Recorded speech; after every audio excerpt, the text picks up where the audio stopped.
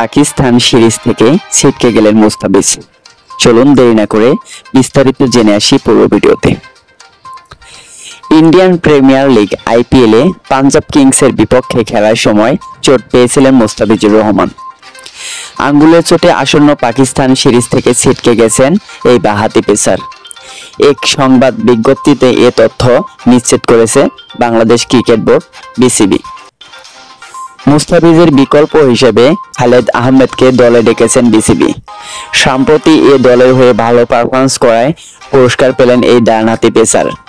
নিউজিল্যান্ডে এ দলের বিপক্ষে সদ্য সমাপ্ত ওয়ানডে সিরিজে ভালো বোলিং করেছেন তিনি।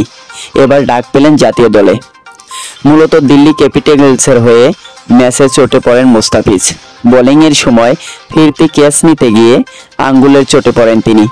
তবে সেই সময় চোট গুরুতর মনে হয়নি।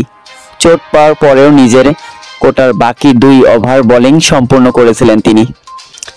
BCB পাঠানো বিজ্ঞপ্তিতে জাতীয় দলের ফিজিও দেলোয়ার হোসেন বলেছেন, গতকাল ইন্ডিয়ান প্রিমিয়ার লিগে নিজের শেষ ম্যাচে খেলার সময় মুস্তাফিজের বাম হাতের থাম্বে ক্লিপ ক্যাপচার হয়। এই আঘাত থেকে সেরে উঠতে তাকে বিশ্রাম নিতে হবে। আমাদের বর্তমান মূল্যায়ন অনুযায়ী আগামী 2 থেকে 3 সপ্তাহ তিনি মাঠের বাইরে থাকবেন।